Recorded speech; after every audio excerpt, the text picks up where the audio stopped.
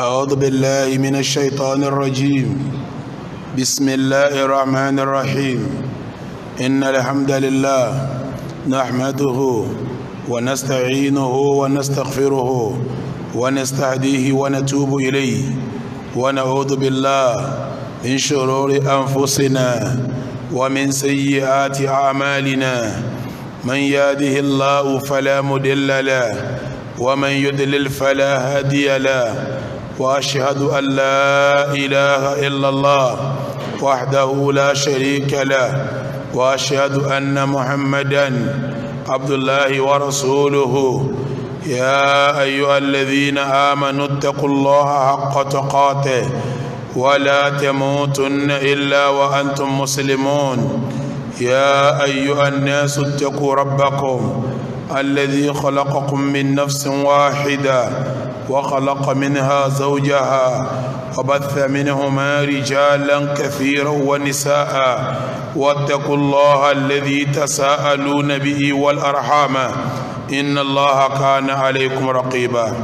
يا أيها الذين آمنوا اتقوا الله وقولوا قولا سديدا يصلح لكم أعمالكم ويغفر لكم ذنوبكم ومن يطع الله ورسوله فقد فاز فوزا عظيما. أما بعد فإن أصدق الحديث كتاب الله وخير الهدي هدي محمد رسول الله وشر الأمور محدثاتها فإن كل محدثة بدعة وكل بدعة ضلالة وكل ضلالة في النار فالعياذ بالله من النار. gbogbo jama adúpẹ́ f'Ọlọ́run atọrọ ìkẹ́ Ọlọ́run àti ìgẹ́ Ọlọ́run kọlọlẹ bá síwájú wa ọ̀gá wa ẹni tí Ọlọ́run ọba rán sí wa Ànábì wa Muhammad. ìkẹ́ ìgẹ́ náà Ọlọ́run jẹ́ ọkàn ara ilé ẹ̀ kọ́ka àwọn sàhábà rẹ̀ kọ́ wa kan gbogbo àwọn tó bá tẹ̀lé wọn pẹ̀lú dáadáa kọ́lọ́run jẹ́ ọkàn àwa náà kọ́lọ́wọ́n bọ́ba àlékè Ọlọ́run sí àwa náà lẹ́ni rí iṣẹ́ rí ìwà rí ọ̀rọ̀ rí ìrìn rí ìṣesí rí èyí tí èèyàn fi jẹ́ ní rí Ọlọ́run kò fi rọ̀ wá lọ́rùn. ìkẹ́ ìgẹ̀ náà Ọlọ́run jẹ́ ó máa lọ bẹ́ẹ̀ gbogbo àwọn tí máa ń bọ̀ lẹ́yìn tiwa náà Ọlọ́run jẹ́ ó kàn wọ́n lópin ìgbà tí wọ́n bá wà lórí dáadáa àti déédéé kó máa lọ bẹ́ẹ̀ títí dọjọ́ ẹ̀san. gbogbo ẹ̀yin tẹ́ ń gbọ́ mi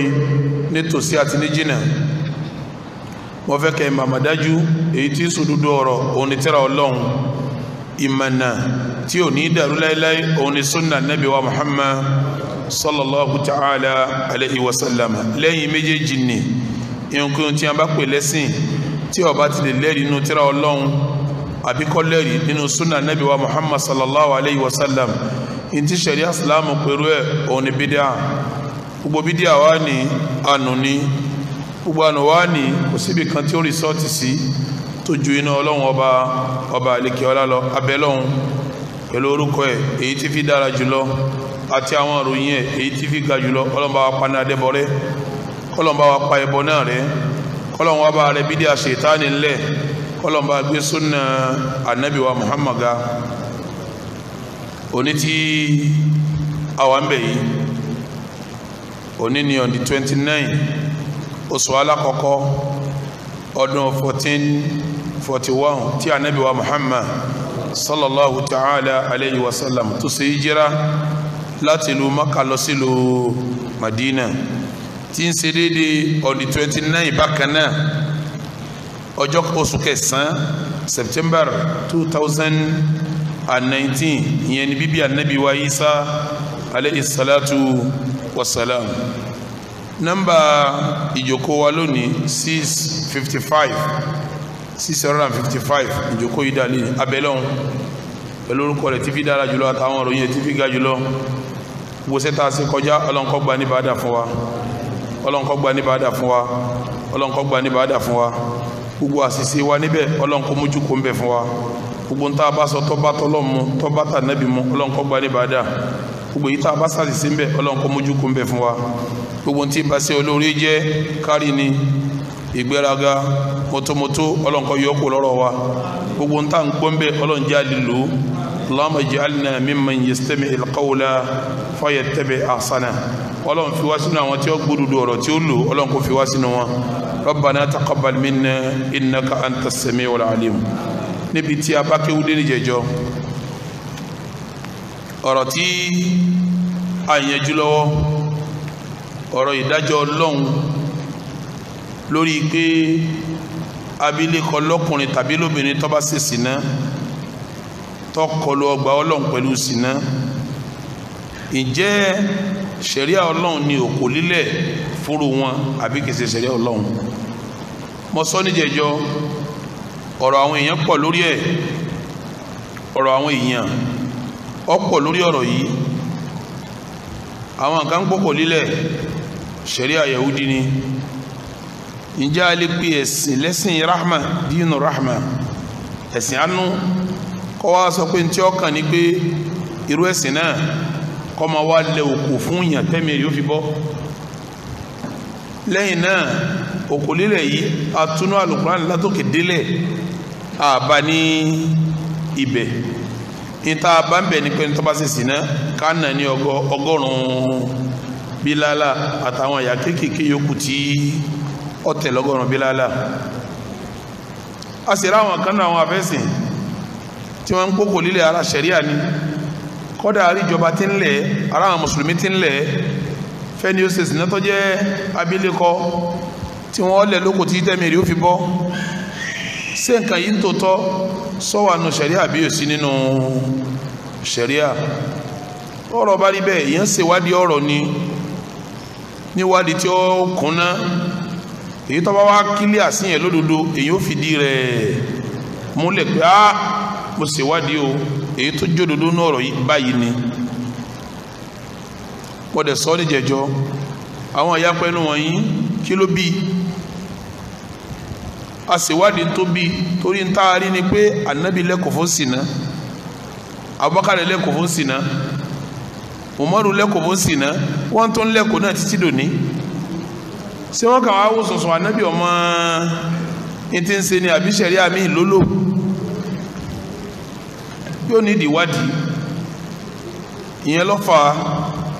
tá a fi bẹ̀rẹ̀ sí wú ọ̀rọ̀ náà láti ilẹ̀. nígbà tá a bẹ̀rẹ̀ sí ṣèwádìí láti ilẹ̀ pé ìmọ̀mọ̀ lẹ́kọ̀ọ́ ká sọ pé kò sókòónú ṣẹ̀ríà fábílẹ̀kọ tó ṣe ṣìnà ìgbà wo gan-an ló bẹ̀rẹ̀ nínú Islam. torí ń tá a mọ̀ láti ìpìlẹ̀ ni pé Ànábì lẹ́kọ̀ọ́ Abubakar lẹ́kọ̀ọ́ Umaru lẹ́kọ̀ọ́ àwọn yòókù àwọn míì náà tó lẹ́kọ̀ọ́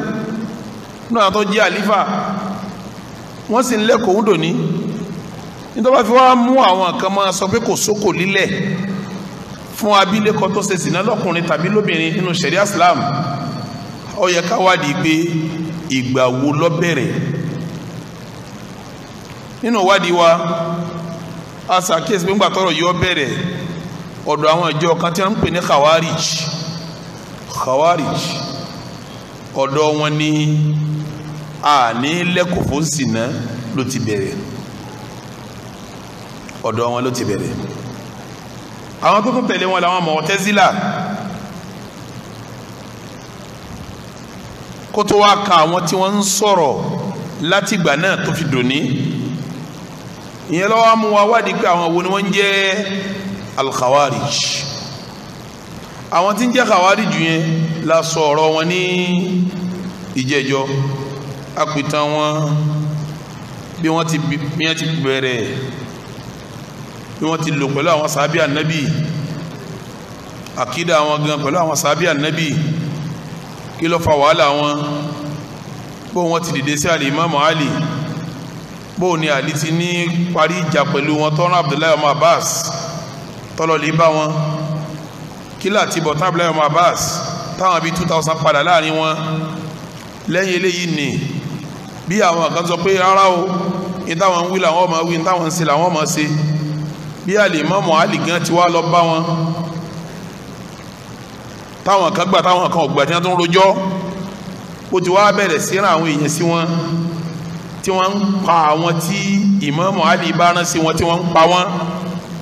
nínú àwọn tó rán sí wọn ní Abdullah ibn Khabbab ibn al-Art tí yẹn lọ tó mú ìkan nínú àwọn ẹrú tó ní tójóbìnrin tó lóyún tó mú dání. ìgbà tó dọ́dọ̀ wọn kí ni wọ́n ṣe wọ́n pa ọmọ sàábé omi tó mú lẹ́yìn wọ́n dá dùbúlẹ̀ wọ́n lánú rẹ̀ wọ́n láwọn fẹ́ wo kíní ń bẹnu alẹ́ nù bí ibi tí wọ́n jòkó sí yẹn gbogbo ẹni bá kọjá ń bẹ̀ tó bá dọ́dọ̀ wọn wọ́n ó bi ni pé ara wa ní àbí ìsara wa tó bá ní ara yín ni mí o ní tẹ́ ń wí lèmi náà ń wí o wọ́n yọ̀ǹda rẹ̀ yọ̀ máa lọ tó bá ní tẹ́ ń wí yọ̀ǹda ẹ ṣàtúnṣe wọ́n pa á wọ́n wá pa ìmọ̀ye èèyàn àìmọye obìnrin ni wọ́n là nínú àìmọye ọkùnrin ni wọ́n kún kúkú kan tí ìmọ̀mọ́ wa lè wá rí pé ní táwọn eléyìí ń ṣe yìí wọ́n fi ẹ̀mí ṣòfò lẹ́yìn àkídà burúkú tí wọ́n ní ìwà abú ni wọ́n tún wá gbé dání tí ìmọ̀mọ́ wa lè wá ara àwọn èèyàn pé ẹ lọ lè kánṣu wọn tí àwọn tó sá lọ nu wọn sá lọ táwọn tó ṣẹ́kùṣẹ́kù tí ọwọ́ bá wọn tọwọ́ bá lẹ́yìn eléyìí Ìmáàmù Àlí gbà pé wọ́n ti sin òkú àwọn èèyàn wọ̀nyí wàhálà wọn ti tán àwọn tó sá lọ yẹn wàhálà yẹn wọ́n tún bẹ̀rẹ̀ sí ẹran bí wọ́n sá lọ ní tí wọ́n ń sọ òun náà wọ́n tún ń sọ ìwà tí wọ́n ń wù náà wọ́n tún ń wù wọ́n lé àwọn kan wé tí odò tí wọ́n mú kan láàrin wọn létí odò tí wọ́n padà wó tí gbogbo òròyìn tá Ànábì kà pé yọ wà lára rẹ̀ tó wà ní ara rẹ̀ tí wọ́n pé ìròyìn tá Ànábì kà ó pèsè rẹ̀ yìí ní wọ́n wá mú lọ Mádínà gbogbo yẹn wò pé ọ̀rọ̀ lọ̀rọ̀ Ànábì torí pé Ànábì ńkọ́ wa ma yantiqu anil hawa in huwa illa wahyun yuha nígbà Ànábì sọ lọ́wọ́ lára eléyìí àwọn tó sálọ bí wọ́n sálọ ńgbà náà lọ́hùn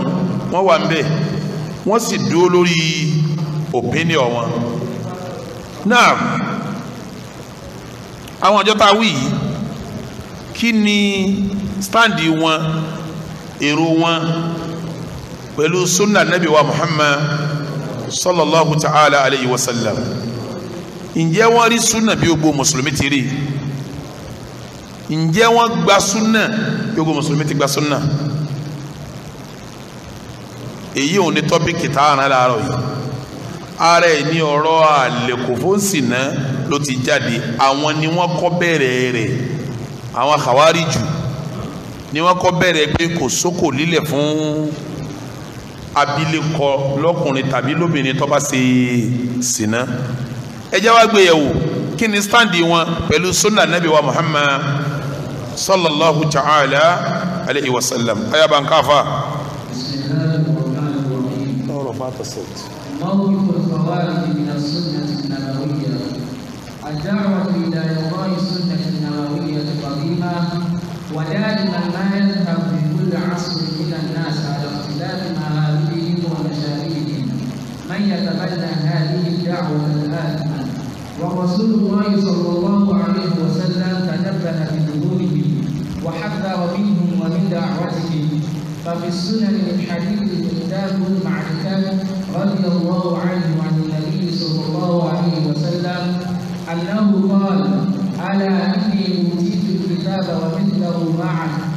ألا يوشك رجل شعبان على أريكته يقول عليكم بهذا القرآن فما وجدتم فيه من حلال فأحلوه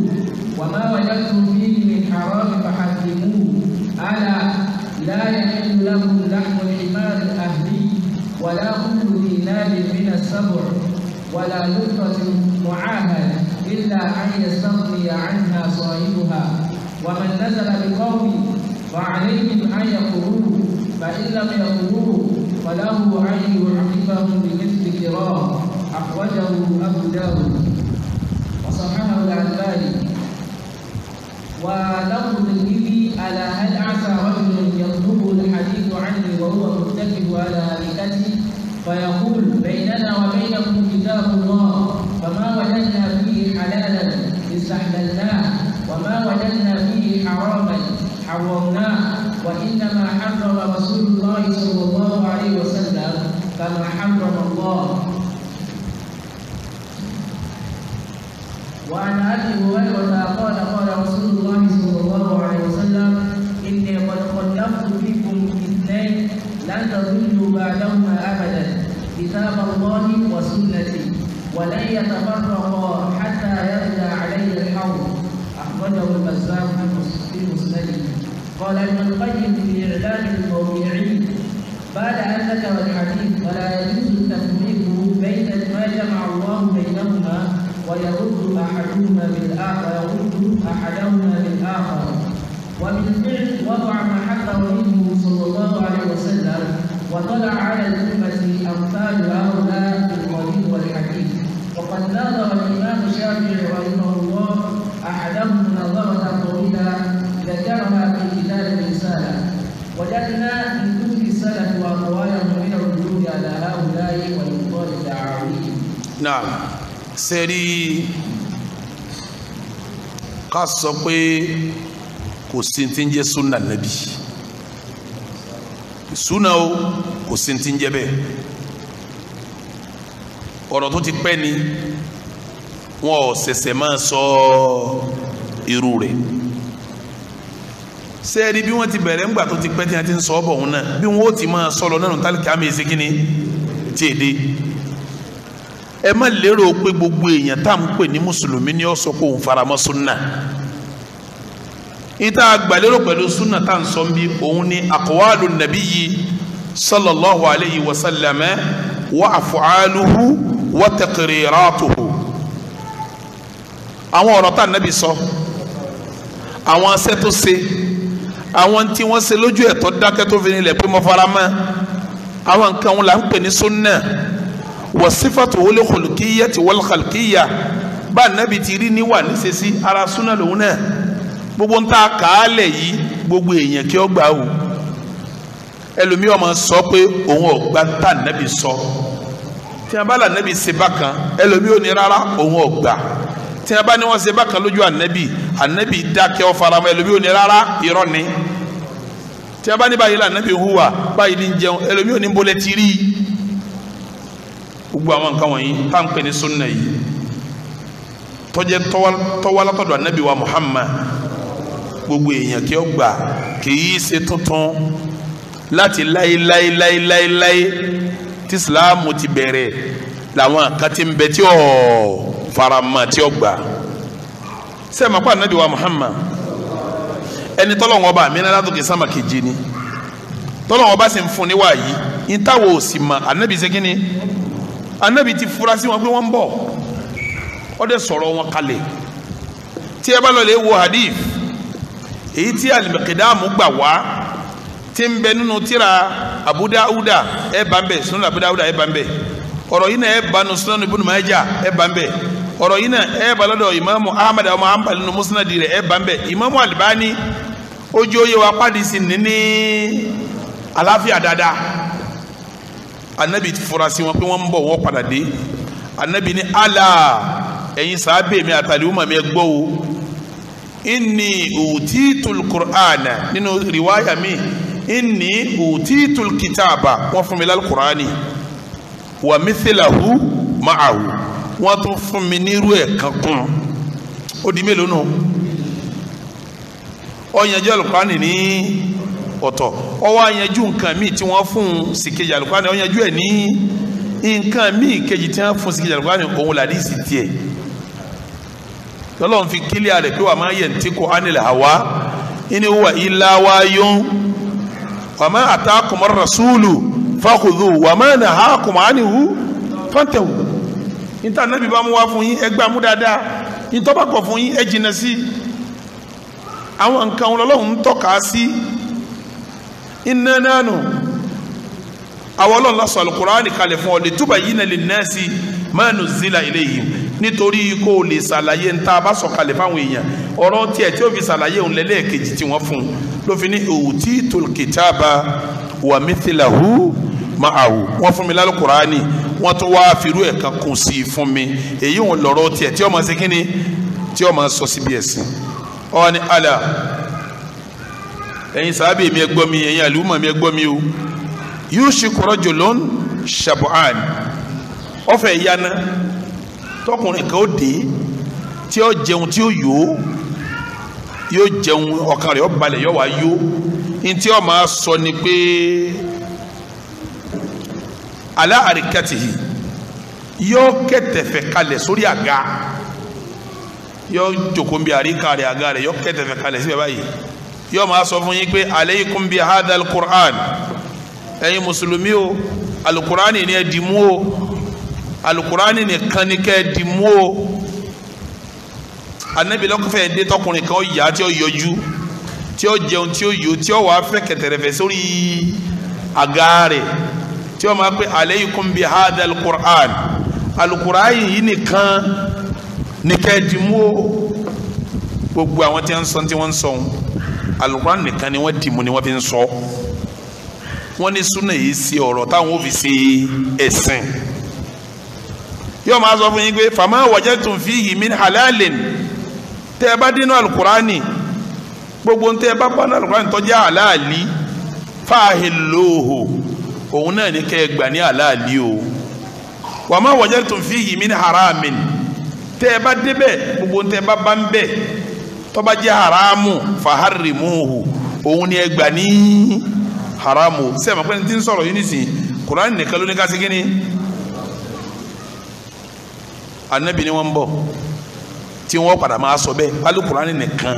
ni ẹ dì mú ntẹ́ ẹ bá bá ní halali inú alukurani òun ni halali ntẹ́ ẹ bá bá ní haramu inú alukurani òun ni ìtumọ̀ ẹni pé àwọn kan bọ̀ tí ó dé tí wọn ò ní lo sunnama ọlọ́nkọ́lá wa níbẹ̀ ala anabi ni ẹgbọ́n mi dáadáa la yahillu lakum lahamu alhimari ahali kẹ́tẹ́kẹ́tẹ́ lé kọ̀tọ́ sí yín kẹ́ ẹ máa jẹ o torí yín wò sí nínú alukurani tọ́lá àwọn kan wà ní tó wà ní kurani nìkan nìtọ́ ẹ jẹ́ n sọ fún yín kẹ́tẹ́kẹ́tẹ́ lé ẹ gbọ́dọ̀ máa jẹ o wala kullu dhi nabin min as-saba gbogbo ẹranko tí ń bá fi ọ̀gán jà kọ̀tọ́ sí yín kẹ́ ẹ máa jẹ tẹ́ bá dé náà Kùránì ẹ̀ lé segin ẹ̀ lé báyìí tá à ń wí yìí o anabi wa ń kìlọ̀ kalẹ̀ pé tọ́ àwọn kan bọ̀ tí wọ́n dé tí wọ́n sọ pálí Kùránì nìkan làwọn máa lò halali inú Al-Kùránì làlálì haramu bẹ̀ ni haramu ẹ gbọ́ mi dáadáa kẹ́tẹ́kẹ́tẹ́ lé kọ̀tọ́ kẹ́ ẹ jẹ́ gbogbo tí ń fi ọ̀gán jà kọ̀tọ́ kẹ́ ẹ jẹ́ bẹ́ẹ̀ sì ni ẹ lẹ́tọ̀ọ́ sí ẹni tá a bá pè ní mu'ahad àwọn wọ́n là ń pè ní mu'ahad ẹni tí a fún yọ̀ǹda pé máa bọ̀ wá bá wa gbé lápèjúwe ìlú jẹ́lu mùsùlùmí kèfèrí kan ò sí mbẹ̀ kèfèrí kan wá nítọ̀ mo fẹ́ máa ṣòwò lù yín mo fẹ́ máa tajà nílùú yín mo fẹ́ nílé mbẹ̀ mo fẹ́ ṣègbà mo fẹ́ ṣàwò yìí sí lè ṣe Islam àwa ni kò sí láì fi máa bọ̀ àdéhùn wà láàrin àwa àtiwọ́ pé máa gbé máa ṣẹ̀sìn rẹ̀ máa wá san jizíyà owó sákọ́lẹ̀ máa san fún ìjọba Islam owó tó bá fẹ́ máa ṣe bó o ti fẹ́ máa gbé ẹ̀sìn rẹ máa ṣe anabi nuru ẹ̀ ń tọ́ bá rí bẹ́ẹ̀ bẹ́ẹ̀ bá rí nǹkan rẹ̀ he ẹ̀ gbọ́dọ̀ mú o tọ́lá yìí lè fún ládéhùn kọ́ máa ṣe kí ni kọ́ máa bọ̀ àfi tó bá jásí pé ń tẹ́ ẹ rí hehun etí ò ní bùkátà sí ma ni lápèjúwe ó jẹ àgbàdo tán ó wá sọ sùkùnù sùkùn kò ṣe kíni bí wọ́n bá fẹ́ lò ó lè ṣe kíni ó lè mú ó mu súwìtì tán pépà súwìtì àbí lẹ́nu súwìtì ó wá ṣe kíni ìwọ wá rí pépà yìí ó lè fi di nǹkan ó lè wúlò fún wọ tó o bá mu tó rò wò ní bùkátà àmọ́ 20 naira rẹ̀ 30 naira rẹ̀ ọ bọ́ọ̀lì ọ wá mu ọ wá ní kò ní bùkátà sí ma sóò bí náà ni owó kan kéré débi kéèyàn má ní bùkátà sí gbogbo ntẹ bá rí pé wọn ò ní bùkátà sí ma tẹ ẹ bá he ẹlẹ́tọ̀ọ́ kẹ lò àmọ́ tó bá ní bùkátà sí ẹ gbọ́dọ̀ sí kíni ẹ gbọ́dọ̀ lò ẹ sì lè rí yín nínú Al-Qur'an anabi wa kà wọn kan bẹ́ẹ̀ irú àdìsí yìí náà tẹ bá dénú Tirmidhi ẹ bá dìísì yìí bó ti wá nu Tirmidhi ni pé ala ẹ gbọ́ o al-asa rajulun yabluguhu al-hadithu anni ọkùnrin káfẹ́ dé àwọn káfẹ́ dé tí àdìsí ọtọ́dọ̀ mi lọ bá wọn pa nàbì lọ́sọ̀ yà nàbì lọ́sọ̀ yìí wọ́n wà mutaki wọn la àríkàtì yóò wá fẹ̀sẹ̀ ní àgàbà yìí fayakul yóò máa pẹ́ àdìsí bò baynana wa baynakum kitabullah n ta fi yanjú láàrin àwa àti tìrọ̀ Ọlọ́run nìkan náà ni tìrọ̀ Ọlọ́run nìkan láà máa fi yanjú ọ̀rọ̀ fama wajadna fihi halalan istahlalnahu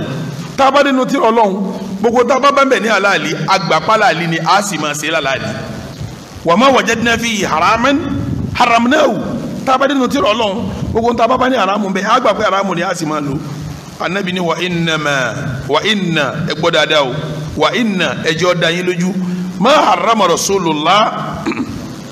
kama harama Allah sallallahu alayhi wa sallam anabi ni ntẹ̀mí anabi bá pè ní haramu ntẹ̀mí anabi bá pè ní haramu Ọlọ́run ló pè ní haramu ntẹ̀mí anabi bá fi lè sọ pé kíní kan haramu ni èmi kí mo sọ bẹ́ẹ̀ ta ló sọ bẹ́ẹ̀ sẹ́mi kó anabi ti ma pé ru wọn ó dé lójú ọmọ kìlọ̀ fún wa pé tí a bá dé tí a bá ń sọ ká má ṣe kíni ká má tẹ́tí sí wọn o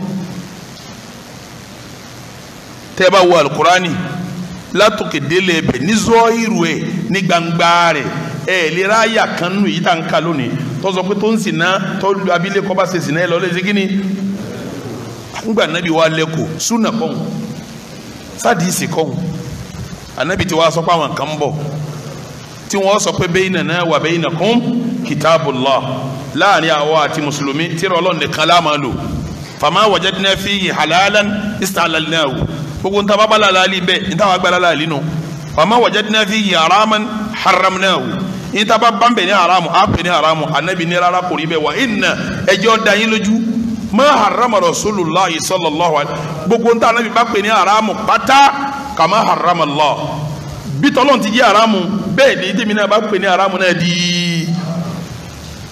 hadisi de méjì irú hadisi ń pọ̀ gan ẹ jẹ́ nfi kan sí kó di mẹ́ta ìkẹta tí mo fẹ́ fi sí yìí Abu Hurairah lọ́gbà ń wá Abu Hurairah ní anabi sọ pé inni qad khalaftu fikum ithnayni èmi anabi fẹ́ máa lọ ẹ̀yà àlùmọ̀ mi nǹkan méjì mo fi lẹ̀ fún yín o nǹkan méjì ni mo fi kalẹ̀ fún yín lan tadillu ba'dahuma abada tẹ́ bá di méjèèjì mú ẹ̀ tún sọnù má láéláé tẹ́ bá di méjèèjì mú ẹ̀ tún ṣe kíni anabi ní kitab Allah tírà Ọlọ́run mo fi ilẹ̀ fún yín wa sunnati àti sunna èmi anabi ẹ dàkú bóòlù yóò ṣe mú kan tí ò ní ṣe kíni ní mú kejì anabi ní nǹkan méjì mo fi ilẹ̀ fún yín tẹ́ bá di méjèèjì mú lan tadillu ba'dahuma abada lẹ́yìn méjèèjì wọn ẹ̀ tún sọnù mọ́ láéláé kitab Allah tírà Ọlọ́run wa sunnati àti sunna mi ànábì tẹ́ bá ti di méjèèjì mú ẹ̀ tún ṣe kíni mo fẹ́ bí yín léèrè ẹ̀yin tẹ́ ń gbọ́ mi bẹ́ẹ̀ yẹn bá dá Al-Qur'ani mú tí ò di sunna mú kí ni túmọ̀ ọ̀rọ̀ ń anabi ní méjì mú filẹ̀ tẹ́ bá di méjèèjì mú ẹ̀ tún sọnù mọ́ láéláé kẹ́nìkan wá dé kó nítọ̀ èmi ó di kan mú ìní di kejì mú kí lẹ́ni ìwọ́n ṣe ẹni bá ní ọ̀dà Al-Qur'ani nìkan lèmi fẹ́ dì mú ìní di súnà mú kí ni ó ṣe ẹni bá ní súnà nìkan lèmi ó mú ìní bá Al-Qur'ani nìkan anabi nìkan lèmi fẹ́ máa tẹ̀lé wọn ò tẹ̀lé Al-Qur'ani kí lóru ẹ̀ náà ṣe ẹsẹ̀ fẹ́ yà anabi ní walan yatafarraqa méjèèjì ò ní yára wọn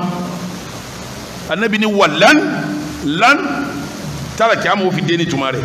láíláí walan yatafarraqa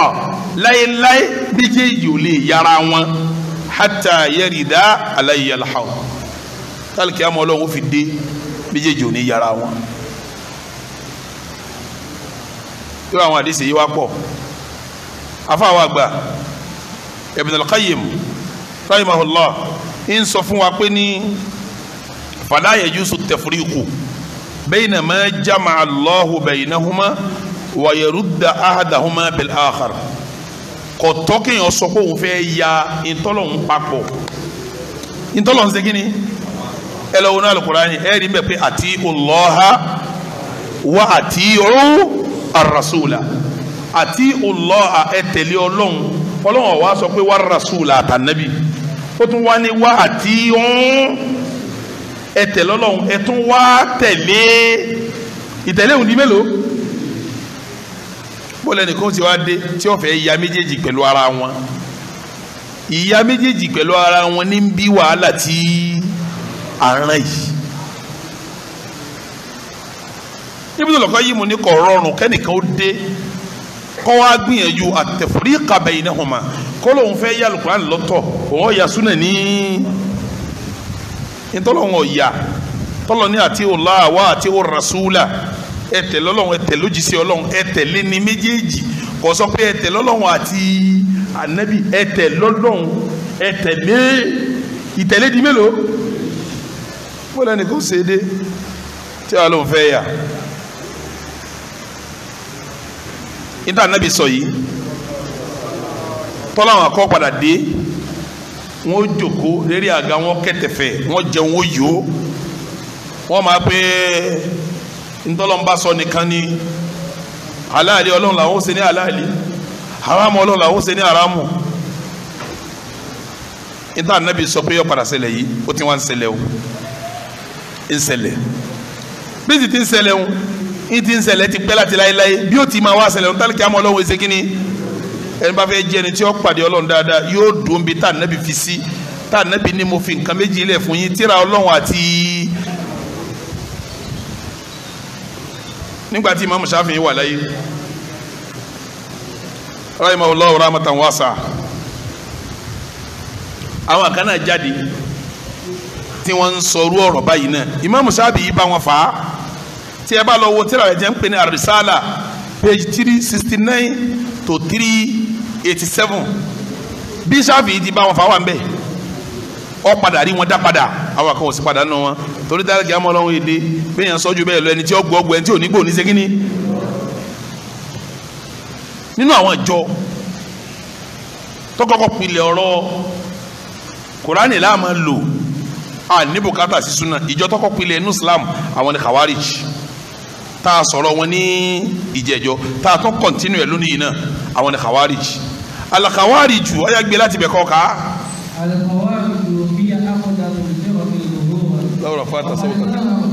لو رفعت صوتك فقد ظهروا في عصر الصحابة رضي الله عنهم بل قال كبير من رسول الله صلى الله عليه وسلم لما قسم بعض الأموال وتركه اتقوا الله يا محمد فقال من يطع الله إذا عصيت أيأمنني الله على أهل الأرض فلا تأمنوني فسأله رجل قتله أحسبه خالد بن الوليد فمنعه فلما ولى قال إن من بغض هذا أو في عقب هذا قوم يقرؤون القرآن لا يجاوزوا حناجرهم يكفون من الدين وروق السهم من الرمية يقتلون أهل الإسلام ويضعون أهل الأوثان لئن أنا أدركتهم لأقتلنهم قتل عاد أخرجه البخاري ومسلم وهؤلاء أي الخوارج يجوزون على الأنبياء الكبائر ويرون عصمة الرسول صلى الله عليه وسلم في تبليغ القرآن فقط ومن ثم لا يلتفتون إلى سنة المخالفة في رأيه بظاهر القرآن ولو كانت متواترة لذا فهم لا يقتلون الزانية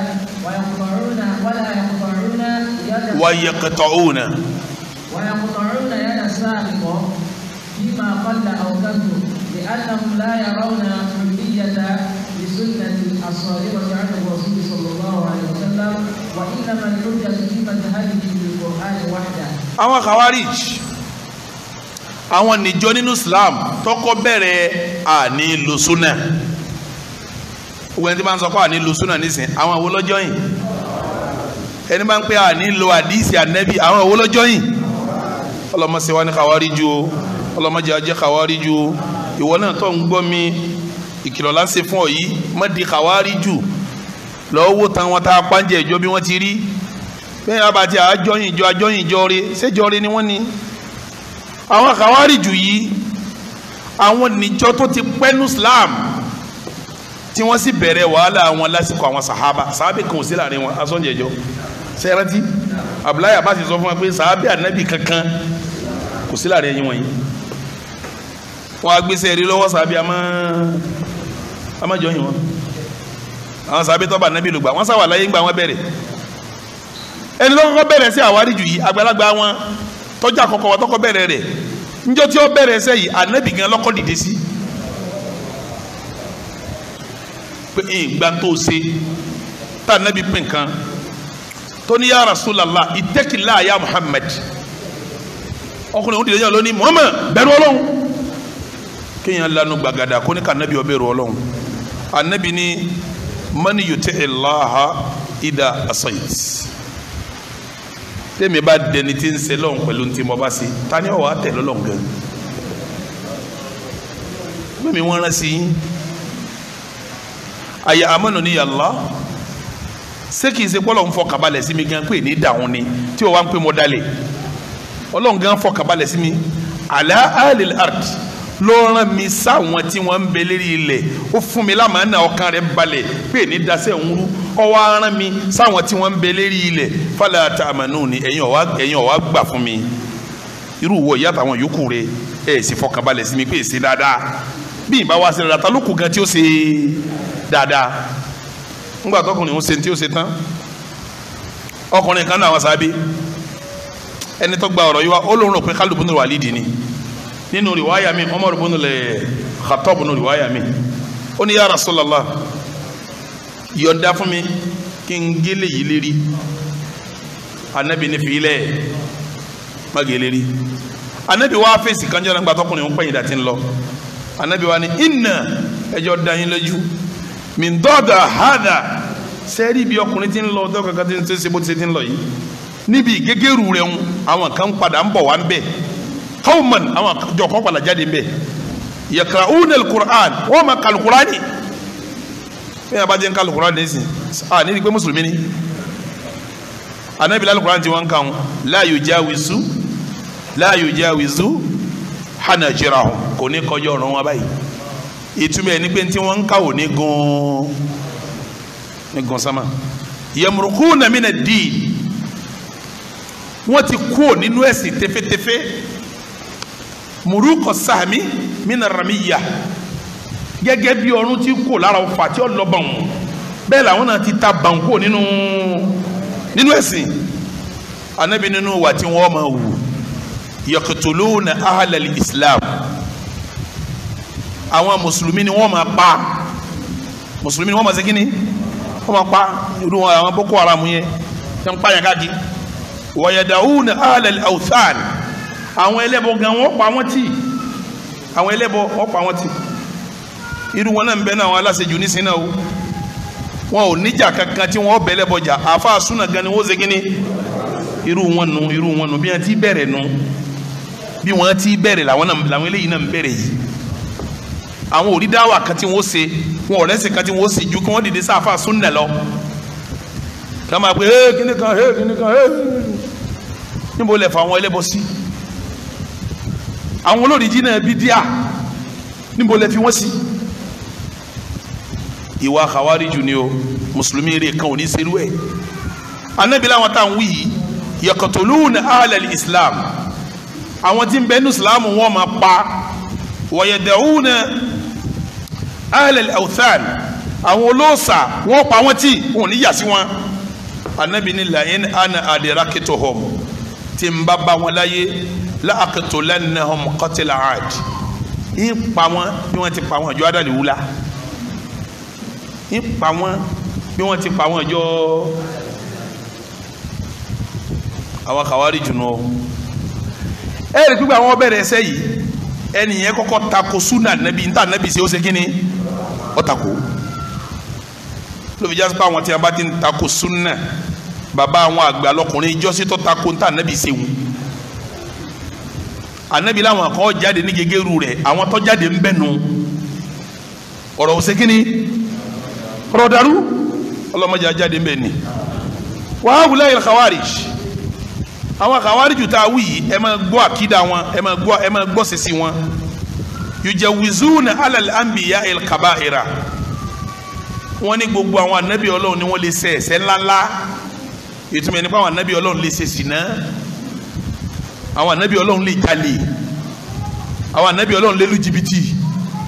àwọn anabi Ọlọ́run lè dalérú àwọn anabi Ọlọ́run lè ṣòfófó gbogbo àwọn ẹ̀ṣẹ̀ ńláńlá báwọn wọn ní kọsá anabi Ọlọ́run tí ò lè ṣe ẹ dákun ńgbà bá wà rán anabi sẹgbẹ lọ jíṣẹ́ báwọn yàn pé sí náà ọdá tóun náà tó wá ń ṣe sá anabi nu ṣe é rí i pé wọ́n ti fura sáwọn anabi Ọlọ́run náà báyìí ńgbà bá wà rán anabi pé tọ lọ sọ fáwọn yàn pé ẹ má jalè mọ́ o tá anabi náà tó wá ṣe kí ni sá anabi nu ní tí wọ́n sọ òun ti tako rìsálà ó tako iṣẹ́ Ọlọ́run tọ́lẹ̀ ni a bá pèlè anabi Ọlọ́run yóò ní àmánà ẹ ti láwọn anabi Ọlọ́run ọ̀la àmánà ẹni a bá pèlè anabi Ọlọ́run yóò ní sídìkù òdodo wọn ò lódodo torí wọ́n sọ pé nǹkan ọ̀dà àwọn náà tún ṣe kíni wọn ò sí lámàánà torí wọ́n lé àwọn èèyàn kó ń bi àwọn nǹkan àwọn náà tún ṣe kíni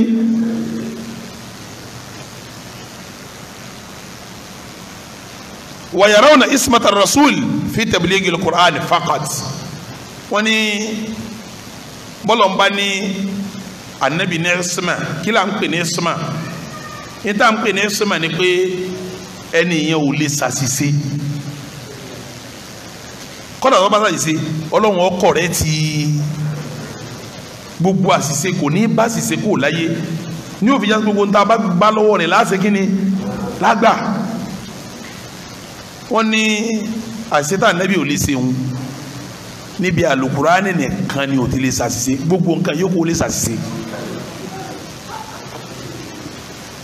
isma nabi àìsí tá nabi ò lè ṣàṣìṣe o níbi kùránì nìkan gbogbo nǹkan yòókù lè ṣe kíni ìtumọ̀ ẹni pọ̀rọ̀ rẹ̀ ó lè sọ̀sọ́kùsọ ìwà rẹ̀ ó lè hùwà kí àmọ́ kùránì nìkan ni ò lè ṣàṣìṣe so sẹ́ni tí wọ́n ti gbà kó lè ṣàṣìṣe bí ọ̀rọ̀ ó lè ṣàṣìṣe bí ìwà sóò ni wọ́n fẹ́ gbọ́rọ̀ rẹ̀ wọ́n fẹ́ gbàwà rẹ̀ wọ́n ti gbà pé kátàkátà tí ń ṣe lélẹ́yìn náà abẹ́rẹ́ kùránì ni wọ́n kò lè ṣàṣìṣe wọ́n gbà pa nẹ́bí ní súnmọ́ nìkan àṣìṣe tá nẹ́bí ò lè ṣe níbi kùránì nìkan ló ṣe kíni gbogbo nǹkan yóò kò lè ṣe àkídà àwọn àkàwárí jù nù o wàmí sáàmà láti bẹ̀yẹn pẹ̀lú àkídà tó wà lẹ́mìí wọn èyí bójú wo súnà tó bá tako kùránì gbogbo súnà tí a bá rí pé súnà yìí ànábì ṣe ṣùgbọ́n yàtọ̀ sí ti ń bẹ́nu wọn ò ní wò wọn ni nọ ara àwọn àṣìṣe tí tó ṣe nù automatically nísìn ànábì lẹ́kọ̀ọ́ fún nísìn náà adénú alukurani ní gbàgádà alukurani báyìí ààrẹ àyàwó ń bẹ ìtumọ̀ ẹni pé kò tá ànábì lẹ̀ fún sí náà mistake ànábì nù ẹ dákun sọ̀rọ̀ lílì ni mo fi lọ yẹ ká wú ọ̀rọ̀ òun láti bó tilẹ̀ wù kí wọ́n wá gba àdìsí wa kọ́lá láàfíà tó bá fi lè jásí pé àdìsí wọn wà túmọ̀ fún un Kùránì wọn ò rí wọn lára wọn ànábì ni àwọn ọgbà kọ́dà kí Buhari ọgbà kí Muslim ọgbà kí Ibn Majah ọgbà kí kíní kan ọgbà ká Bákàrí ọsọ sí kó mọ́rọ̀ ọsọ sí káàdì ọ̀kan níbà nàbìsí wọn lè àṣìṣe rẹ ni Abákàrí sọ bẹ́ẹ̀ agbọ́ Umaru ṣe bẹ́ẹ̀ ni agbọ́ Usman sọ pé bẹ́ẹ̀ ni Buhari nbẹ́nu Buhari wọn ni bẹ́ẹ̀ ni nbẹ́nu Muslim wọn ni bẹ́ẹ̀ ni nbẹ́nu Ibn Majah wọn ni bẹ́ẹ̀ ni gbogbo tí wọn ni bẹ́ẹ̀ ni àgbà àmọ́ kátàkátà nàbì tó ṣe ni ngbàtà ti dé ngbàtà ti bá wọn ara àyèdáta nàbì ń torí wọn sọ ànábì níbi kọ́má ṣiṣe níbi Kùránì nìkan ni wọ́n ti ẹ̀dàkùn sákì dání níbo lè fi àti ọlọ́ha níbo lè fi sí wà má atakum ar-rasulu wà má nahakum anhu fantahu níbo lè fi sí inni utitu al-Qur'ana wa mithlahu níbo lè fi sí fama yantiqu anil hawa in huwa illa wahyun yuha ń bọ́lẹ̀ fi sí àkídà àwọn àkàwárí jùlẹ̀ o lídà nítorí àkídà tí wọ́n níyẹn la yarjumuna zani abilékọ tó bá ṣe sìnà wọn èélẹ̀ lóko àwọn tọkọ pilẹ̀ rẹ̀ nù abilékọ tó bá ṣe sìnà wọn ní sẹ́kíní wọn nílẹ̀ lóko wọn làwọn dínú Al-Qur'ani àwọn òbókò mbẹ ẹ bá là nàbí lẹ́kọ̀ọ́ ara àṣìṣe tá a sọ pé ẹ dákun sọmọlẹ́yìn ànábì làwọn eléyìí sá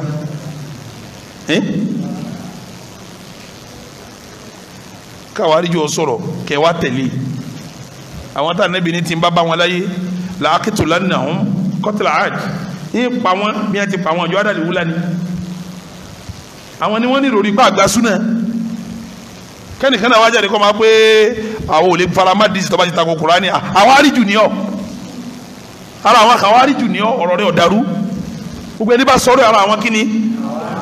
àwọn àkàwárí jù yẹn la yarjumuna zani gbogbo onísìnà abilékọ ohun èlẹ̀ lóko wa yaqta'una yada sarik ṣùgbọ́n wọ́n ń gé olè lọ́wọ́ ṣé ẹ ti mọ̀ ní jẹ́ fi ń gólè lọ́wọ́ kí ni díẹ̀ ọ wà ní Kùránì ìdí tí wọ́n fi lé òsìnà lóko ṣé ẹ mọ̀ dí rẹ̀ wọ́n nínú àdìsí ni àwọn òsì fara mọ́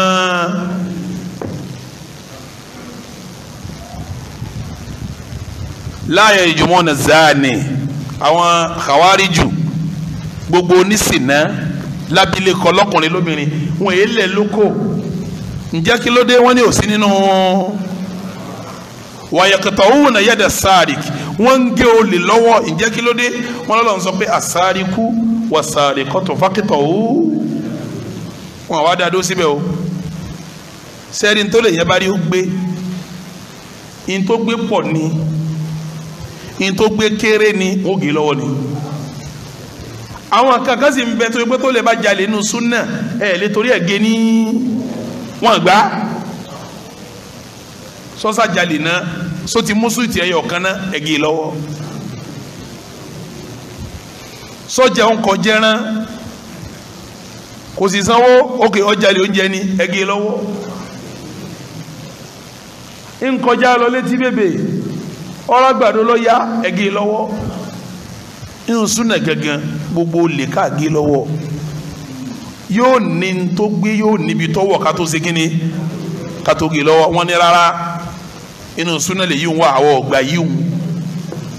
sọ́sọ́ ti jalè náà ìdí mẹ́lẹ́ lọ́kọ́ ní pé ẹgẹ́ olè ní torí pé súnà fàlà sí wọn àlàwọn àwọn ṣe kíni ọyọ sọnù torí pé wà nínú súnà lè anahum torí pé àwọn kàwárí jù ní la yarawna hujjiyata as-sunnah wọn ò rí pé àwọn lè fi súnà sí di ọ̀rọ̀ tí wọ́n fi dájú ẹ̀sìn kàwárí jù rí bẹ́ẹ̀ as-sadira an rasulillahi súnà tọ́lọ́dọ̀ nabi orí wa innamal hujjatu fi madhhabihim lil qur'ani wahdahu al-qur'ani nìkan ìwé òfin náà ma fi dájọ́ qur'ani nìkan gbogbo ẹni tí máa ń sọ pé kò sí kálẹ́kọ̀ọ́ fún sinna inú sẹ̀ríà islam qur'ani nìkan ní fi ń dájọ́ kò ló torí tó bá dénú àdìsí yóò ṣe kíni yọba ń bẹ afanso qala sheikh al-islam. qala sheikh al-islam ibn taymiyyah rahimahullah fi majmu' al-fatawa wal qawa'id jawwazu 'ala ar-rasul nafsihi an yajura wa yudilla fi sunnatihi wa lam yujibu ta'ata wa tab'ata wa innama saddaquhu bima balaghahu min al-qur'an دون ما شرعه من السنة التي تخالف بزعمهم ظاهر القرآن وغالب أهل البدع غير القوام يتبعونه في الحقيقة على هذا فإنهم يرون أن الرسول لو قال بخلاف مقالته لما اتبعوه كما يحكى عن عمرو بن عبيد في حديث الصادق المسلوب وإنما يدفعون عن نفوسهم الحجة إما برد النقد أو بتأويل المنقول فيطعنون تارة بالإسناد وتارة بالمتن وإلا فهم ليسوا متبعين ولا مقتنعين بحقيقة السنة التي جاء بها الرسول بل ولا بحقيقة القرآن. sheikh al-islam ibn taymiyyah rahimahullah rahmatan wasi'a ó ní àwọn khawariju yìí jawazu ala rasulillahi sallallahu alayhi wa sallam nafsihi an yajura wa yudilla fi sunnati wọ́n fẹnu kò lórí pé wọ́n fẹnu kò àwọn àwárìjù àwọn khawarij wọ́n fẹnu kò lórí pé ó ti rọrùn fún ànábì dáadáa kó sòjóró àbíkiri tó máa ń yẹ júra kó sòjóró wọ́n lọ rọrùn fún ànábì láti sòjóró wàyùdílà fi sunnati kó sì sọnù nínú súnà rẹ̀ tí ń ṣe ànábì lè sòjóró ó lè sọnù ó lè ṣe kátàkátà àkídà wọn pẹ̀lú ànábì sẹ́ni tó ti lákídà wọn pẹ̀lú ànábì yóò gbàtà ànábì bá sọ.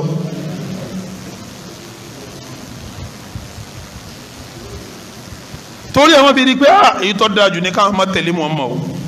èyí tó dáa jù ní káwọn má tẹ̀lé ànábì torí pé ànábì ń sòjóró ń sì ń sọ yẹn nù nínú ọ̀rọ̀ tí ń sọ ń sòjóró ń sọ yẹn nù ń ṣe gbogbo ẹ̀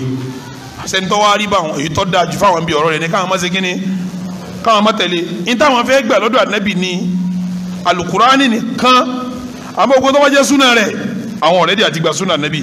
súnà tó bá ti tako kurani nínú èrò tiwọn ni o súnà kankan tako kurani o nínú èrò tiwọn ló ti tako kurani gbogbo súnà tó bá tako kurani nínú èrò wọn ọ̀rẹ́dì àti gba sheikh islam ibn Taymiyyah ọwọ́ ni wà gálíbù ahlil bid'ah ó ní majority ọ̀gọ̀rọ̀ àwọn oníbídíà lónìí wọ́n ń tẹ̀lé àwọn àkàwárí jù nínú àkídà yìí ọ̀gọ̀rọ̀ àwọn bídíà ń tẹ̀lé àwọn tani ń gbé yẹn bá ń sọ pé kò sí súnà fábí ayé àdéfín bá dà ó yu'minun àdìsí wo gan lẹ́fẹ́ gbà gan lẹ́yìn alukurani ọ̀rọ̀ àwọn ṣe ọ̀rọ̀ àwọn kàwárìjù ni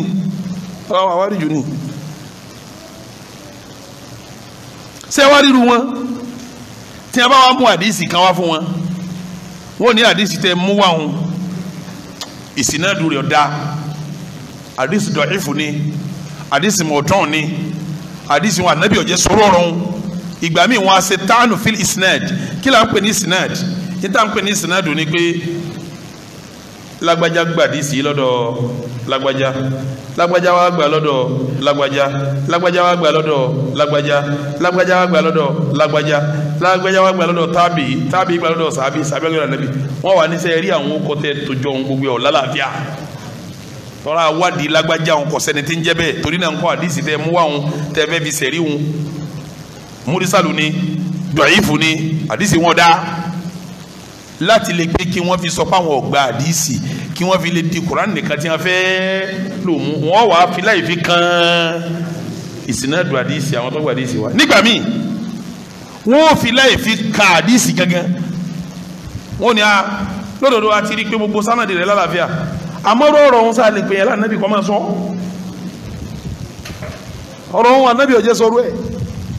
ọ̀rọ̀ ọ̀hún gẹ́gẹ́gẹ́gẹ́ kọ̀ wá ní abákan ànábì kọ̀tọ́ sí lẹ́nu wọ́n wo sọ̀sọ̀ wọn ni ọ̀rọ̀ ọ̀hún gẹ́gẹ́ sọ àwọn tó gbà wá àwọn lálàáfíà àmọ́rọ̀ ọ̀hún àgbọ̀dọ̀ pè yẹn lánàbì kọ́ sọ nínú làákàyè ti wọn nígbà míì wọ́n ṣe tọ́ánù fil isnad ìgbà míì wọ́n ṣe tọ́ánù fil matin nígbà míì wọ́n làwọn tó gbà díìsì wá ní ọ̀gbádùn nígbà míì wọ́n la díìsì kan ọ̀dà nàbí ọ̀jẹ̀ sọ lẹ́bi máa gbọ́dọ̀ mi ọmọ sọ́nu wọn pé apá nàbí bá wà láyé gan ni tó bá wà láyé ni yóò yí ọ̀rọ̀ yí padà kò wọ́n sọ̀rọ̀ ẹ̀ nísìn anabi ti ń sọ̀rọ̀ ní wáyé àbí tiẹ̀ anabi ti ń sọ̀rọ̀ wáyé àbá anabi tọ̀dọ̀ tiẹ̀ anabi tọ́lọ́run àbí yìí ti wọ̀ràn anabi tí wọ́n sí sánmà fún àbí tiẹ̀ tí ọmọ ti ń wí ìwọ́tọ̀ ọmọ tó ń sọ ẹni ọlọ́run kílẹ̀ aláṣẹ́mọ̀ kó àmọ́ yẹn ti kó anilẹ̀ àwa ẹni wà yìí láwáyún ká anabi sọ kíní kakọ́ mọ́ yìí ọ̀la káyìí rẹ ni ò gbé anabi ọ̀sọ̀sọ̀kúsọ níta náà ìbá sọ tí ọba yé wa làákàyè wa ni ò sé kíní gbogbo ntí làákàyè wa ò gbérí jò ní ìta anabi sọ nígbà tí màá ń lọ wájú wọn ń ba bẹ́ẹ̀ ni ẹ̀ náà ti àdìsí ẹsẹ̀ ni tanabi yẹn tẹ́sí bá fọwọ́ kan bá síbi kíní ẹ mú kejì ẹsẹ̀ kíní ẹ tì í bọ́ bẹ́ẹ̀ nígbà wọn padà síwádìí mà nítòsí ń jò ní wọn padà rí pé ẹgbẹ́ kan ìsinsin poison ẹgbẹ́ kejì ní solution sáyẹ́nsì èdè tànà bíbí ṣe léyìí yọ̀tà náà bí ń júwe pé ọmọ wà nù ya rẹ̀ tọ́ba dìgbà kan yóò domi lọ́gbọ́lọ́gbọ́ tọ́ba dìgbà kan yóò jẹ ẹ̀jẹ̀ kíkí tọ́ba dìgbà kan yóò wà di báàsì tọ́ba dìgbà kan yóò wà lárí náà sáyẹ́nsì ti dé njọ́ náà nígbà wo sáyẹ́nsì wà lọ́wọ́ bọ̀ bẹ́ẹ̀ náà wọ́n ṣe kíní níjọ́ làákàyè tí tó bẹ̀ wọ́n ní rọ́lá nàbí ṣe kíní bí ẹ bá màmá ni ẹ sọ ma ọba tọ́ra nàbí ń sẹ́ ó ti jẹ́ oyè yín pé wà má ó ti tún mí náà lè é mi gbogbo ntẹ ẹrí nù mà kékeré ni anabi wọn ṣe gbogbo ẹ fóun ni torí wọn fẹ́ yẹn sí gbogbo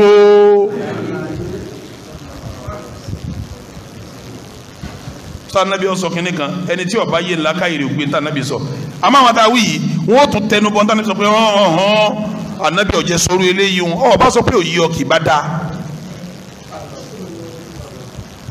àwọn tá a wí yìí àwọn tí wọn ń dá wàhálà lẹ yìí àwọn bídí àwọn yìí wọ́n máa fi ẹnu àbùkù kan ìsinẹ́dù àdìsí pé sanadu wọn ò lálàáfíà wọ́n fi ẹnu kan àdìsí gàgà mọ́tínú àdìsí pé anabi ọ̀jẹ́ sọ bẹ́ẹ̀ bọ́bá wà láyé yóò yí padà ìsọkúsọ anabi kan sọ ẹ̀yin lẹ sọ sí lẹ́nu ẹ̀yin lẹ tora ẹ̀yin jọdẹ wá sọ́sọ́ anabi ní àwọn tá a wí yìí wàláhì bóun ṣe islam bó tẹ́míyà ní laysu muttabi'i wọn ò tẹ́lẹ̀ anabi rárá wala mu'tami nabi hakikati sunna wọn ò sì ní imani sí tá n pè ní sunna tá nabi mu wa ẹni bá wà lóhùn ò ní imani sí alukurani àwọn ò ní imani sí sunna òun ò ní imani sí anabi ẹ dákun imani tó ní sí alukurani sódodo ni èyàn sọ pé òun ọgbà tá nabi òun ọgbà ti sunna nabi ọwọ́ ní kurani nìkan lòun gbàgbọ́ irọ́ ọ̀rọ̀ tó sọ sọ̀rọ̀ ọ̀rọ̀ dáadáa ni automatically kan kọ gbáà alùpàdé náà kọ gbá ẹ̀yà bá ti wá gba àdìsí ànábì tọ́wọ́ ló ń gbé alukurani ẹ̀tàn ní tàn ara ẹ̀ ní sì ń tàn kìí sẹ́nìkan afa bá ń ka síwájú. wà á lè fa mawqif al-khawarij min as-sunnah an-nabawiyyah انبثق من موقفهم من الصحابة الكرام نقلة السنة فهم يكفرون أغلب الصحابة لا سيما عثمان وعلي ويحكمون على الأمة بالكفر خاصة من اقترف ذنبا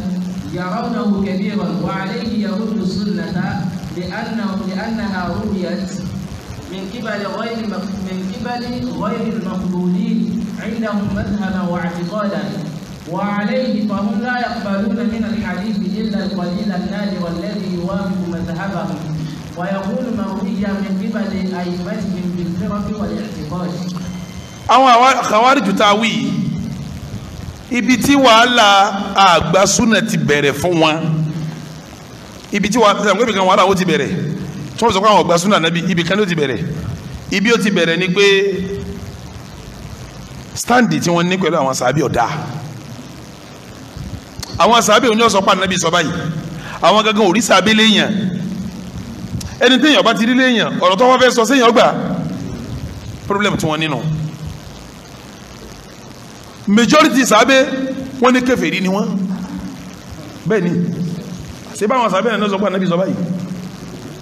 àwọn sàábé ní òpé ànábì wí báyìí sàábé tí ó sọ pé ànábì wí báyìí wọ́n ti pè ní káfíìr ẹni wọ́n pè sàábé kèfèrí sóhun ní ó gbọ́rọ̀ sàábé nínú ibi tí wọ́n dúró sí tí ó dàrú Usman ọmọ àfáàní wọ́n ní kèfèrí ni Ali ọmọ Abi Tọ́líbì wọ́n ní kèfèrí ni àtàwọn ọgọ́rọ̀ sàábé wọ́n pè kèfèrí sẹ́ni wọ́n ti pè kèfèrí wọ́n fẹ́ gbọ́rọ̀ lẹ́nu ẹ̀ Usman lè sọ pé ànábì sọ báyìí kí wọ́n gbà Ali ní sọpá níbi sọpá yìí kí wọ́n gbà gbogbo àwọn sàbẹ̀ tó gbàdí sí wa ọ̀gọ̀rọ̀ wọn ní kèfèrí ni wọ́n fi rí pé báwọn bàtì ẹ̀ máa ṣe ìdájọ́ ẹ̀sìn yìí ọ̀rọ̀ àwọn kèfèrí kí sáwọn kèfèrí tí wọ́n mọ̀ púrọ́ mà nẹ́bì àwọn kèfèrí tí ì ṣe mùsùlùmí sáwọn làwọn fẹ́ sọ pé àwọn oníwà sọ fáwọn pa nẹ́bì sọ pé àwọn wà á rí pé òdodo là nẹ́bì sọ ó kú dáa fáwọn àwọn táwọn gbọ́ lẹ́nu wọn kèfèrí ni wọ́n káwọn kú di Kùránì nìkan káwọn dì mú lọ́dọ̀ wọn nísìn lọ́dọ̀ àwọn ṣe àwọn Khawarij tá wí gbogbo ẹni bá ṣẹ̀ lọ́dọ̀ wọn kékeré ẹ̀ṣẹ̀ ni ńlá ẹ̀ṣẹ̀ ni lọ́dọ̀ wọn ẹ̀ṣẹ̀ ńláńlá ni ẹ̀ṣẹ̀ ńlá ni mo fi níbẹ̀ yẹn bá mú sùkú àgbàdo wọn lè torí ẹ̀ gé ní ẹ̀ṣẹ̀ ńlá ni gbogbo súnà lọ́dọ̀ wọn sì ni wọ́n sì ní gbogbo tí bá ń jẹ́ súnà nábì àwọn ò fẹ́ gbọ́ torí àwọn tẹ́ sọ pé wọ́n gba súnà yìí wá àwọn òpùrọ́ àtàwọn kèfèrí ni ńgbè yẹn pé sàbẹ̀ ló pùrọ́ tó pa àwọn sàbẹ̀ ń kèfèrí ọ̀rọ̀ wo sàbẹ̀ aṣọ tí ó gbà mọ́ wọ́n yìí fọ̀rọ̀ sàbẹ̀ sẹ́sìn wọ́n yìí fi sàkídà wọ́n yìí fi ṣe nǹkankan wọ́n yìí gbà àdìsì kínkínní báyìí tí a bá rí pé èèyàn tàwọn ló mú wá ni wọ́n gbà wọlé fúdi eléyìí ló fi jásí pé àwọn tọkọ pilẹ̀ wàhálà nínú ẹ̀sìn yìí tọkọ pilẹ̀ kòsókò nínú ẹ̀sìn yìí àwọn làwọn Khawarij ibi wọn dúró sínú mọ wá fẹ́ bí yín léèrè ẹni bá sọ ń tírú wọn ń sọ ara àwọn wo lòun náà ẹni bá sọ ń tírú wọn ń sọ ara àwọn wo lòun náà ẹlòmíì ń sọkọ mọ tẹ́lẹ̀ ẹlòmíì ò tú ìsúdé di kòkò ọkàn rí tíra kan lọ́kàn bọ́ síbi títí ń sọ̀rọ̀ èyí kan rí tíra kọ́kà kó sì bọ́ síbi títí ń sọ àfọ onímọ̀ tí ó sọ̀rọ̀ táyé ọgbọ̀rọ̀ lẹ́nu rẹ̀ yóò tún sọ ọ̀rọ̀ tó fẹ́ sọ kàdí kòkòkò tó sọ tọ́rọ àwọn èèyàn fẹ́ sin lọ́hùn pẹ̀lú ọ̀rọ̀ rẹ ni àwọn èèyàn fẹ́ rálì jẹ́nà pẹ̀lú ọ̀rọ̀ rẹ ni àwọn èèyàn fẹ́ wọná ọlọ́hùn pẹ̀lú ọ̀rọ̀ rẹ ni tọ́ọ̀bà wá sọ̀rọ̀ wọn wá díẹ̀ débi tó ṣe kíní àwọn tọkọ sọ́ọ̀rẹ́ o àwọn tọkọ sọ́ọ̀rẹ́ nígbà tí ń sọ̀rọ̀ ń jẹjọ́ mọ láwọn méjì lọ́kọ́ pilẹ̀ ọ̀rọ̀ yìí àwọn kan sì kẹta wọn mọ láwọn Khawariju àtàwọn Mu'tazila àtàwọn tá à ń pè ní al-Aqlaniyun àwọn làákàyè láàfin yanjú ẹ̀ làákàyè láàfin ṣe kíni sẹ́rẹ́ àwọn làákàyè láàfin yanjú ẹ̀ ọmọ kéwú làwọn fún Khawariju àti Mu'tazila ìwé Khawariju àti ìwé Mu'tazila wọn ká ní wọn fi rí pé làákàyè ṣe yanjú kíní yìí àwọn àfa wọn làwọn Khawariju àti Mu'tazila àwọn kéwú lọ́dọ̀ wọn àwọn náà wá dàfà nígbà wọn náà ti adu dídí wọn àwọn ni wọn wà nígbà táwa ń lò lọ́wọ́lọ́wọ́ yìí àwọn Khawarij ń bá wọn sàábí ló gbà àwọn Mu'tazila bá wọn tó tẹ̀lé wọn ló gbà àwọn tiwa tá ń bá lò lọ́wọ́lọ́wọ́ yìí àwọn ni wọ́n ń jẹ́ aqlaniyun àwọn làákàyè láfi ṣẹ̀sìn làákàyè láfi yanjú ọ̀rọ̀ ẹ̀sìn báyìí nísìn a ti parí ọ̀rọ̀ Khawarij a dẹ̀ ti rí dájú sáká pé àwọn ni wọ́n kọ́kọ́ sọ gbólóhùn kò sí òkò lílẹ̀ fún sí ní abilékọ lọ́kùnrin àbí lóbìnrin kò sí nínú Khawarij lọ́kọ́ sọ àwọn tó sọ sí kejì wọn àwọn ni Mu'tazila àwọn abẹ́rẹ́ lórí Mu'tazila àmọ́ pẹ̀lú ògo Ọlọ́run ara wa kan ń sinmi lọ sílé ọkọ ó dẹ̀ jẹ́ ara wa tí súnmọ́ pẹ́kípẹ́kí mo sì ládéhùn tó kúnná pẹ̀lú wọn pé pẹ̀lú ògo Ọlọ́run ń bọ̀ wá bẹ́ẹ̀ ń dá ọ̀rọ̀ ìdúró níbi Khawarij tá a bá dé yìí tó bá dé jọ́ mẹ́jọ wà gbé níbi àwọn wo Mu'tazila tí n bá parí ọ̀rọ̀ àwọn Mu'tazila yìí wàá bọ́ síbi ọ̀rọ̀ àwọn Aqlaniyun tí n bá parí ọ̀rọ̀ tiwọn yìí wàá béèrè sànkébọ̀ sọ́njọ́ ní náà ìbéèrè mélòó mo pé 11 lẹ́yìn ìbéèrè 11 ọ̀hún torí ẹni tọ́rọ̀ bá dàrú mọ́ lọ́wọ́ yìí máa wá mú ẹ̀rí kọ̀ọ̀kan wá tí wọ́n fi bí ọ̀rọ̀ ń ṣubú yìí máa fèsì lérí ẹ̀rí kọ̀ọ̀kan torí ẹni tí ò yé ti ń sọ ọ̀rọ̀ abẹ́ni tó rò pé nǹkan gidi lòun ń sọ tí ò yé pé nǹkan gidi kọ́ tọ́rọ̀ dàrú mọ́ ní àwọn kan bẹ́ẹ̀ tí lọ́rọ̀ pẹ̀lú wọn ti ń sọ bí má bẹ̀rẹ̀ sí béèrè òun ní dìkíra pẹ̀tọ̀ ká ní báyìí lọ bá wà èmi rẹ̀ ò ní ọ̀rọ̀ torí mọ̀ pé rúurẹ́ ò ní gbà o ká ní báyìí lọ bá bí lọ́ngì sí èmi rẹ̀ ò lọ́rọ̀ torí mọ̀ pé rúurẹ́ ò ní ségíní kò ní gbà àbí gbogbo táwọn sàábé ṣe títí lórí àwọn Khawarij ṣé wọ́n gbà àyíní bá dáhùn Khawarij lòun lónìí náà ọ̀rọ̀ tí wò lè ràn tọ́rọ̀ àwọn sàábé ọ̀rọ̀ tí yóò ní ẹni bá ní Mu'tazila lòun lónìí ọ̀rọ̀ wò lè ràn tọ́rọ̀ àwọn ẹni eréńjọ ní ọ̀nà táwọn kí lára sọ tí ọ̀nà táwọn eléyìí amẹ́ni tó kílẹ̀ àti pé ọ dàrú mọ́ mi ní alọ́rọ̀ ọba wọn sọ in tó dàrú wọn á sì àlàyé ẹ̀ Allah subhanahu wa ta'ala an yurji'ahu ila sawa'i tariq bóyá Ọlọ́run á dá padà sọ́nà tó sì kíní tó sì dédé wa sallallahu ala sayyidina Muhammad wa ala alihi wa sahbihi wa sallama àwọn Sheikh wa Suleiman wọn máa bá iṣẹ́ lọ ó lè má jẹ́ tọ́bíkì tèmi yẹn wọ́n mọ̀ tọ́bíkì mi tí wọ́n fi bá wa sọ ọ̀rọ̀ wassalamu alaikum wa rahmatullahi wa barakatuh.